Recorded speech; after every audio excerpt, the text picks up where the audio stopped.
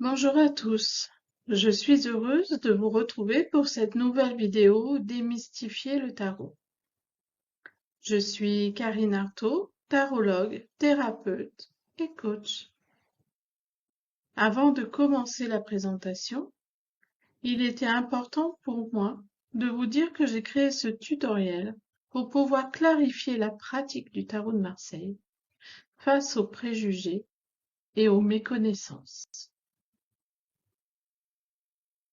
C'est certain que le tarot pose multiples questionnements.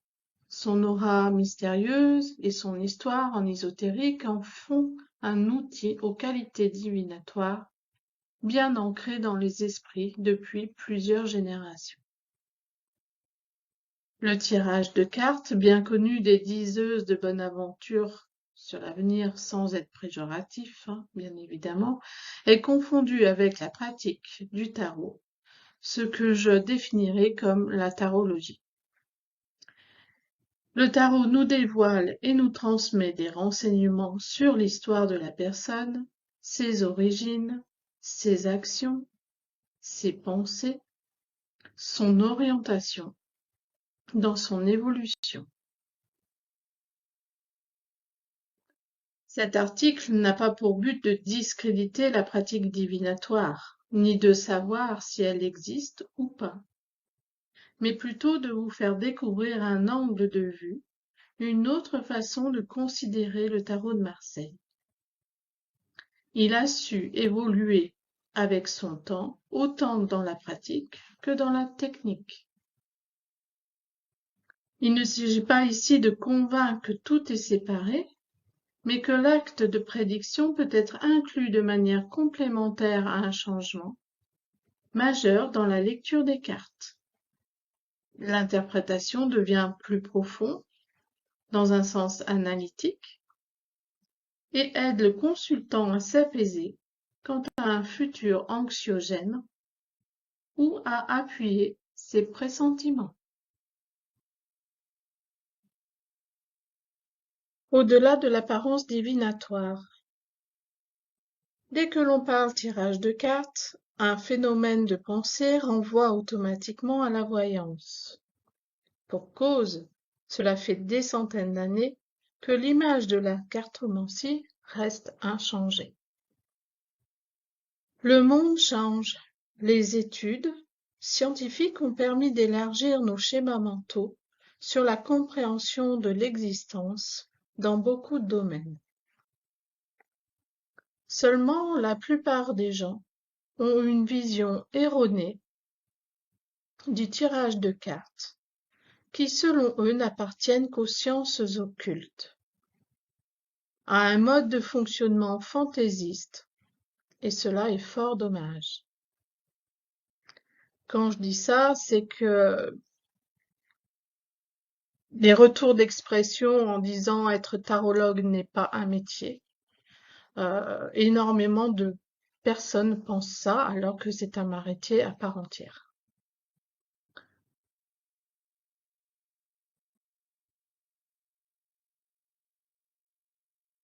La conception d'une perspective existe bien, elle est bien loin d'être majoritaire. De forts attachements aux croyances, au pouvoir magique, sont contenus dans un champ limité de la psyché, où l'ignorance et le manque de compréhension entretiennent par défaut qu'une transformation de sa vie ne peut provenir que de l'extérieur. Ce que moi j'appelle l'extérieur, c'est le support de cartes, ou dans un espace invisible non manifeste. Au-delà de l'apparence mystérieuse que nous donnons au tarot, il se révèle être une vraie méthode d'apprentissage et d'enseignement qui s'acquiert au fur et à mesure. Son histoire, ses origines, ses symboliques, ses légendes. À quoi sert-il? Que penser de ces bouts de carton? Ils sont autant d'ouvertures et de possibilités pour faire croître notre clarté d'esprit, élargir notre vision par rapport à ses croyances sur les cartes. Rappelle quand même qu'au commencement, le tarot de Marseille ne servait pas de support divinatoire vers le XIIIe siècle, mais plutôt qu'il était attribué à simple jeu de loisirs et d'argent ou à des conditions judéo-chrétiennes. Ces cartes servaient d'appui pour raconter l'histoire.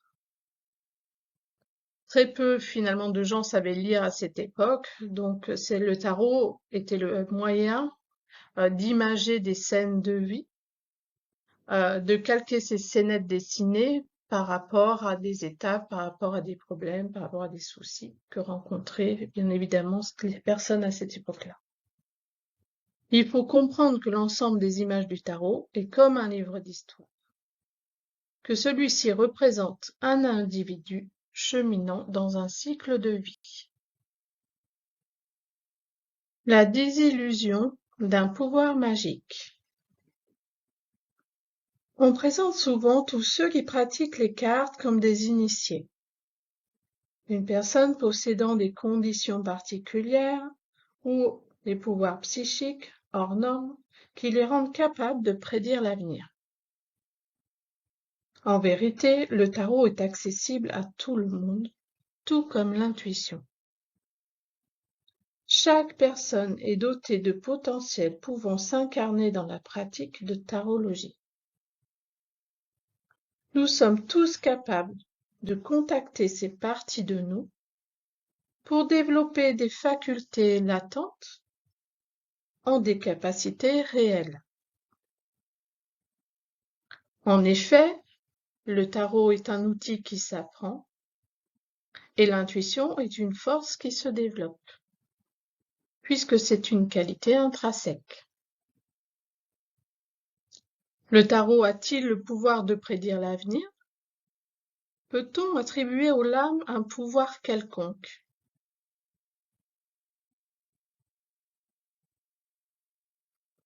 En réalité, le jeu de tarot n'a pas de pouvoir réel. Il n'est pas en mesure de changer une situation en une autre. Mais par contre, d'après mon expérience, je dirais qu'un tirage de cartes a le pouvoir d'influencer une personne quant au choix à venir d'un événement ou d'un objectif. C'est cette fameuse prise de conscience qui éclaire lors de la précision d'un tirage comme un éclair de lucidité, une conviction qui apparaît à l'esprit. Sur la notion de prédiction, il en est de même. Le futur fait partie de l'espace-temps de la loi humaine et terrestre. Le futur est à l'image d'un élastique, il est maniable et va devenir un présent à condition d'avoir posé des actions adéquates dans le passé. La loi de cause à effet permet de dire que tout peut se transformer et se créer. De multiples facteurs dus aux conditions de vie prennent ramification sur cette loi, telles que la synchronicité, le hasard, les imprévus. Toutes ces causes et conditions renforcent ou affaiblissent le fait d'atteindre un objectif. Quand je dis cette phrase, c'est surtout pour vous dire que la notion d'avenir, d'atteinte d'objectifs n'est pas seulement due à nous-mêmes, mais que les causes et conditions, c'est-à-dire l'environnement, les personnes que l'on côtoie, que l'on rencontre, vont définir ou vont nous permettre de définir notre avenir. La phrase de Siddhartha, qui je rappelle n'est que Bouddha, Siddhartha est le nom de Bouddha, rien ne commence et rien ne finit, tout se transforme, tout est donc impermanent. Faut-il avoir un don pour la pratique du tarot? Pour moi, non, aucune prédisposition quelconque est nécessaire pour travailler les cartes. Cela étant dit, je précise que l'exercice de la voyance, de la médiumnité, des flashs, ce que vous voudrez, peuvent se passer de cartes pour divulguer leur contenu et leur message. Par contre, toute technique ésotérique peuvent être associées au tarot de Marseille dans le renforcement d'une interprétation, d'une réponse ou comme soutien de vérification lors d'un retour de lecture. Interpréter les cartes révèle un ensemble d'apprentissages, de connaissances autour du tarot, qui ne sont pas forcément de l'ordre de la divination.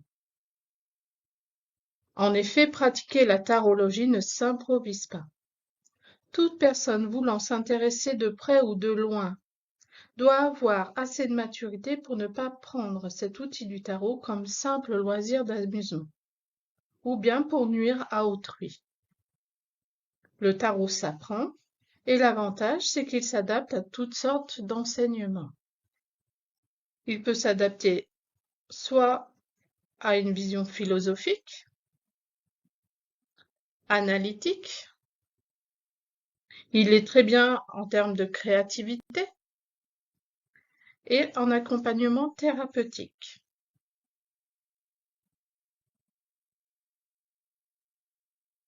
Le langage du tarot, ça s'apprend. La formule de maître à disciple a bien changé. S'il n'y a pas si longtemps que ça, la transmission d'un savoir en tarologie se perpétuait de génération en génération, il en est moins vrai aujourd'hui. Le tarot a perdu de son pouvoir pendant un temps, tombé dans l'oubli, désuet peut-être, avec une tendance à nous en remettre à notre individualité propre et d'une logique en toute chose pour atteindre nos désirata. Cependant, depuis peu, l'attraction pour les jeux de tarot et oracle renaissent de leur cendre. Ils attirent, ils passionnent, ils ouvrent la porte et offrent un vaste champ de connaissance de soi-même et du monde qui nous entoure. Comme la passation s'est évanouie avec le temps, cela demande d'aller à la recherche d'un apprentissage, soit par un acte autodidacte, soit par l'enseignement avec des formateurs aguerris.